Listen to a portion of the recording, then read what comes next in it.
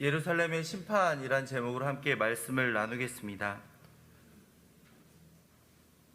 이 시간 현장에 그리고 영상을 통해서 새벽 기도에 참여하는 우리 예음가족들께 한번 질문해 보겠습니다. 여러분은 자녀를 양육하며 매를 든 적이 있으십니까? 없으십니까? 매를 든 적이 있는 분, 매를 든 적이 없는 분도 기적적으로 있으실지 모르겠어요. 매를 들지 않은 분들에게는 정말 자녀를 사랑해서 매를 들지 않으신 건지, 아니면 방임과 무관심으로 매를 들지 않은 건지 질문해 드리고 싶습니다.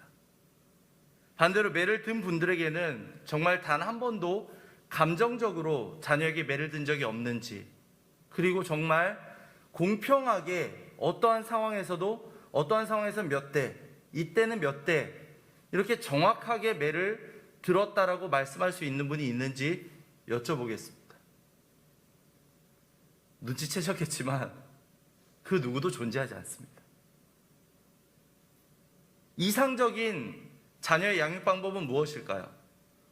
아이가 잘못했을 때 스스로 매를 들고 와서 어머니, 아버지 저 몇 대 때려주세요. 이런 자녀가 과연 존재할까요? 자녀 역시도 완벽하지 못합니다. 세상에 완벽한 부모, 완벽한 자녀 존재하지 않습니다. 만약에 자녀가 옛날의 일들을 이야기하면서 어머니, 아버지 왜 그때 그렇게 불공평하게 하셨어요? 혹은 왜 그때 저를 그냥 내버려 두셨어요? 라는 불만을, 양쪽의 상황이 모두겠죠, 들어보신 적이 있다면 너무나도 마음이 아플 겁니다. 부모의 입장에서 그때 그럴 수밖에 없었다고, 너를 사랑하는 마음이었다고, 너를 생각해서 매를 들지 않았다고, 너를 사랑해서 매를 들었다고, 다 똑같죠. 그런데 자녀는 매를 들면 왜 그때 그렇게밖에 하지 못하셨냐고 원망할 것이고, 매를 안 들으면 왜 그때 나를 붙잡아주고 방황의 길을 바로잡아주지 않았냐고 원망을 할 겁니다.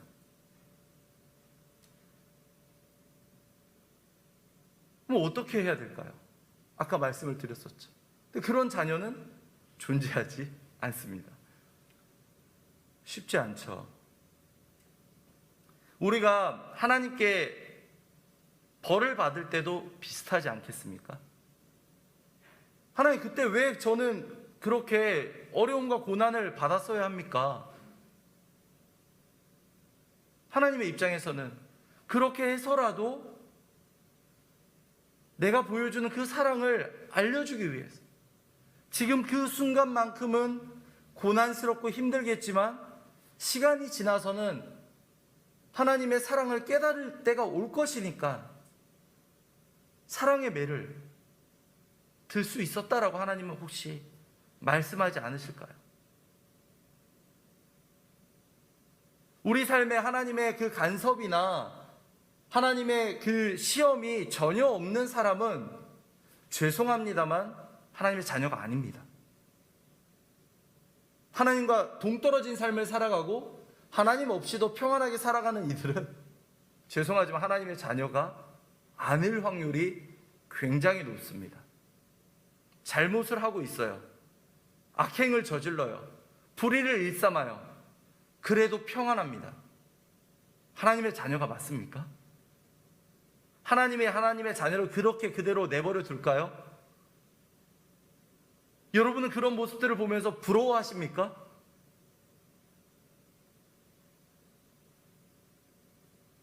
저 사람 저렇게 잘못된 방법을 하는데도 잘 나가는 거 보면 저 사람의 방법이 옳은가?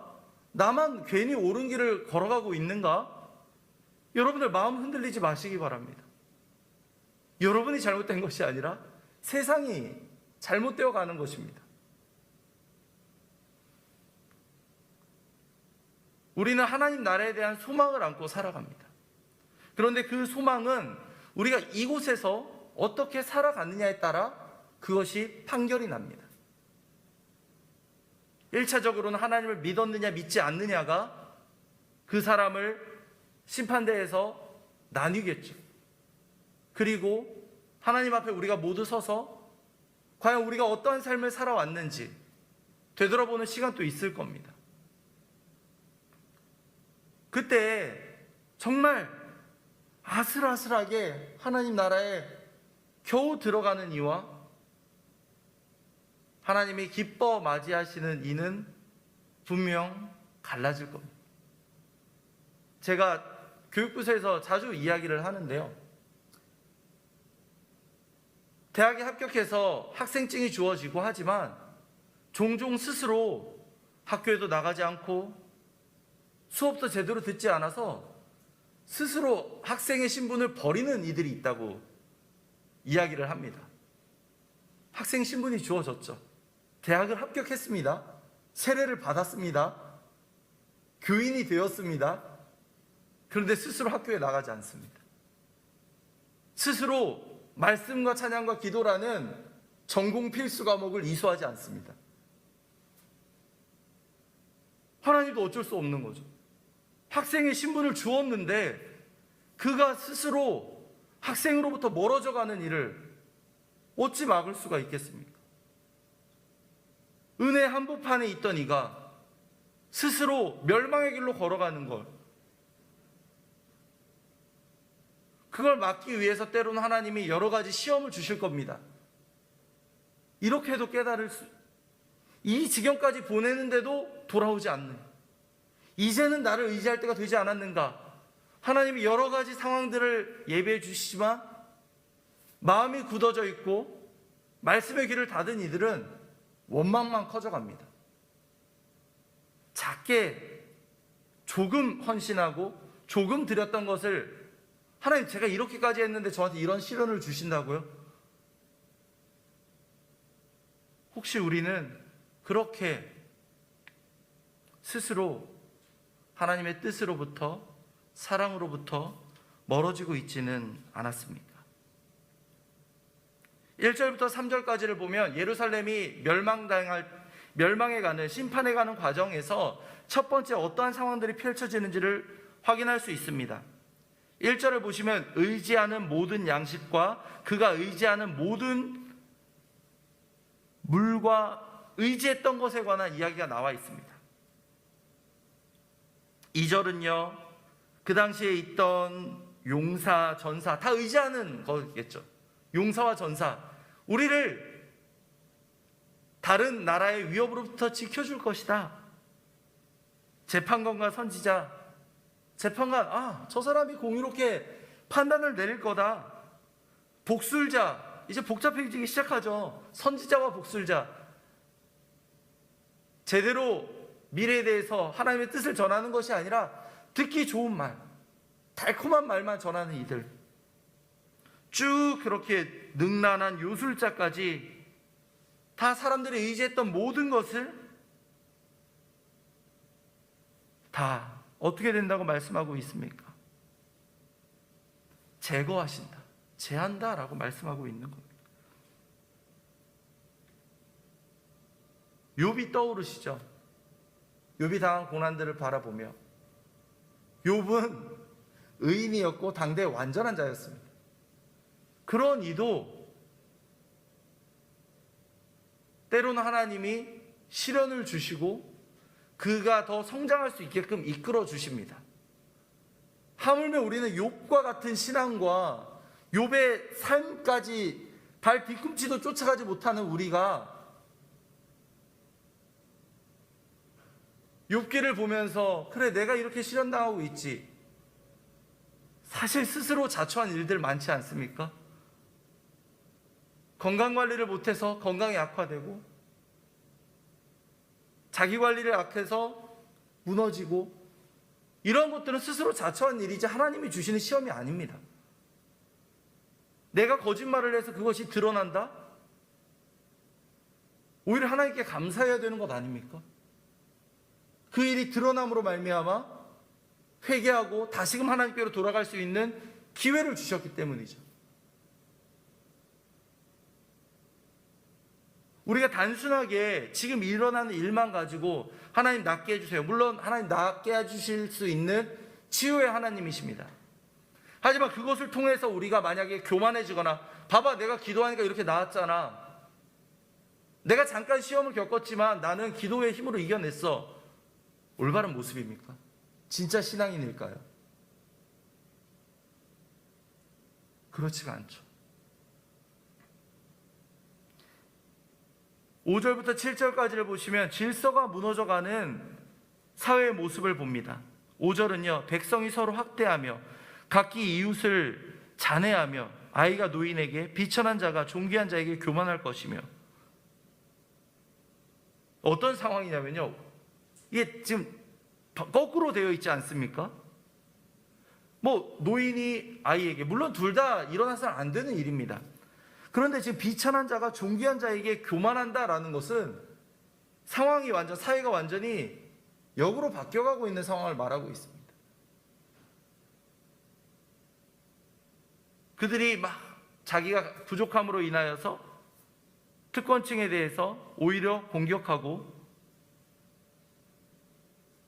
막 여러 가지 질서가 무너져가는 안타까운 모습들, 우리 사회와 너무 닮아 있지는 않습니까? 13절에서 15절까지의 말씀을 보면 이제 왜 이렇게까지 병들 수밖에 없었는지 기록되어 있습니다. 여호와께서 변론하러 일어나시며 백성들을 심판하려고 서시도다. 여호와께서 자기 백성의 장로들과 고관들을 심문하러 오시리니 포도원을 삼킨 자는 너희에게, 가난한 자에게 탈취한 물건이 너희 집에 있도다. 어찌하여 너희가 내 백성을 짓밟으며 가난한 자의 얼굴에 맷돌질하느냐. 주 만군의 여호와 내가 말하였느니라 하시도다. 특권층 그리고 힘을 가진 이들이 백성들을 학대하였기 때문에 이렇게 예루살렘에 심판이 임할 수 없다라고 우리에게 알려주고 있습니다.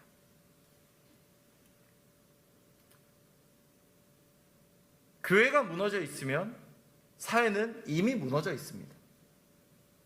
교회가 무너져가면 사회는 이미 폐허가 되어 있습니다. 하나님께서는 교회를 세상의 빛이라고 이번 특별 새벽기도의 기간 동안에 다시 세상의 빛으로 우리를 이끌어 주시기 위해 이 말씀을 예비하고 계신 것은 아니었을까요? 세상의 교회를 향해서 안타까운 이야기를 하고 매스컴이 그렇게 우리 입장에서는 너무나도 억울하고 답답하게 그렇게 공격을 하는 것은 어쩌면 기대에 대한 실망으로 인함 아닐까요? 그래도 교회는 다를 줄 알았는데, 그래도 교회에는 희망이 있을 줄 알았는데, 뭐야, 우리랑 똑같네? 아니, 우리보다 못하네? 이게 과연 빛입니까? 어둠 중에도 어둠 아니겠습니까?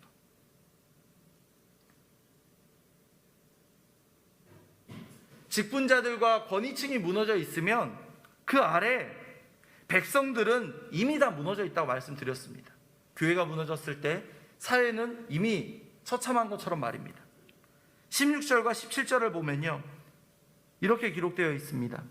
여호와께서 또 말씀하시되 시온의 딸들이 교만하여 느린 목, 정을 녹통하는 눈으로 다니며 아기작거려 걸으며 발로는 쟁쟁한 소리를 낸다 하시도다. 그러므로 주께서 시온의 딸들의 정수리에 딱지가 생기게 하시며 여호와께서 그들의 하체가 드러나게 하시리라.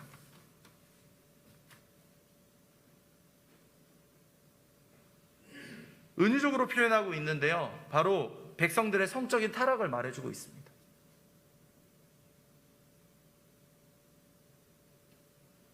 교회가 무너져 있고 사회는 이미 폐허가 됐고 그 안에 다음 세대 시온의 딸들은 이미 성적으로 피폐한 지경까지 가 있는 사회의 모습,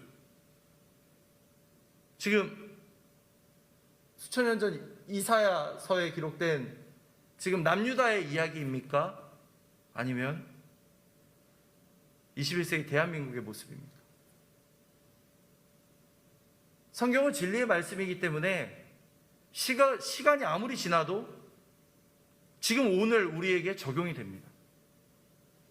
왜냐하면 사람의 본성은 변하지 않기 때문입니다. 여유가 생기면 하나님을 잊습니다. 갈급할 때 하나님을 찾습니다.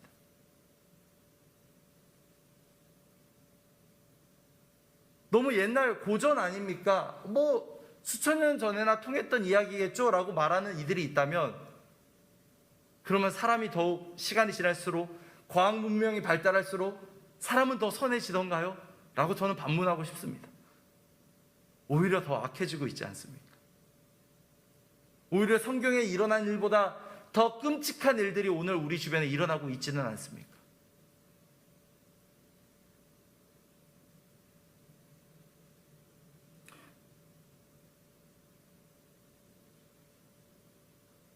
이제 우리는 두 가지 선택의 길에 섭니다. 자포자기 하는 거죠. 사회가 이렇게 물들어갔으니 이제 나도 뭐 어쩔 수 없다.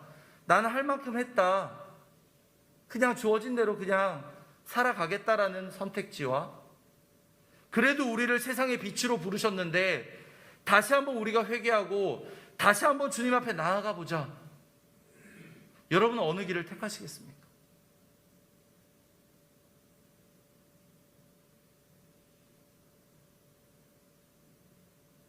힘들어하고 방황하며 스스로 멸망의 길로 걸어가고 있는 이들을 바라보며 여러분은 그들을 위해 무엇을 하시겠습니까? 이 시간 말씀을 생각하며 두 가지 제목으로 함께 기도하겠습니다.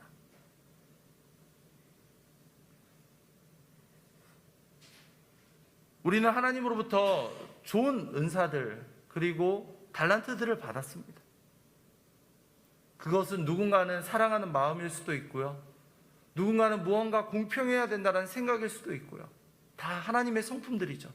사랑과 공의. 누군가는 열정을 가진 분도 있고, 누군가는 세심하게 누구를 챙기는 분도 있을 겁니다.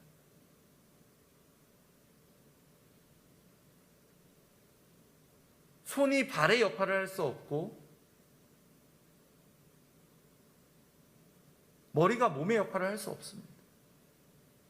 우린 각자 주어진 은사대로 살아가며 이와 함께 나에게 부족한 모습을 보이는 이들을 바라보며, 내가 없는 부분을 바라보며, 아, 저 사람을 통해서 우리 교회가 함께 갈 수 있구나, 감사할 수 있어야 됩니다. 그리고 내가 가지 못했던 부분을 보면서 하나님, 이 부분을 채워주세요 라며 기도를 해야 됩니다. 공의로운 사람을 바라보면서, 아, 내가 너무 사랑에만 치우쳐 있다 보니 이 공평의 원리를 놓치고 있지는 않았는가 되돌아봐야 되고요. 너무 모든 일에 공의롭게만 했던 사람이 있다면 혹시 나에게 사랑이 부족하지는 않았을까 되돌아봐야 됩니다. 서두에 말씀드렸던 것처럼 너무 사랑해서 매를 들지 않거나, 너무 공평하게 하는 척하지만 자녀의 보기에는 너무나도 불공정했던 부모의 모습처럼 말입니다. 우리의 연약함을 인정하며 나아갈 때 하나님께서는 여러분의 삶 가운데 은혜를 베풀어 주십니다. 그 하나님을 오늘 의지하며 기도할 수 있는 예음가족들이 되기를 간절히 소망합니다. 두 가지 제목으로 함께 기도하겠습니다. 교회가 하나님으로부터 받은 좋은 것들을 바르게 사용하며 직분자들이 자신에게 주어진 사명에 충성할 수 있도록 먼저 기도해 주시기 바랍니다. 두 번째로는 기독교 청년들이 줄어가는 상황 속에서 교회 건설의 사명을 품고 우리 고려신학대학원에 지원하는 종들이 끊이지 않도록 기도해 주시기 바랍니다. 고신대 신학과 26명 지원을 받는데 5명 올해 지원했습니다. 지금 우리의 현실입니다. 신학대학원은요, 최초로 지금 정원이 미달됐습니다. 20명이 부족합니다. 어제 동기와 전화를 나누며 제 마음이 얼마나 아팠는지 모릅니다. 이 수치를 들으시면 진짜 기도해야 되겠구나라는 생각을 하실 겁니다. 여러분의 기도가 필요합니다. 우리의 기도가 필요합니다. 하나님,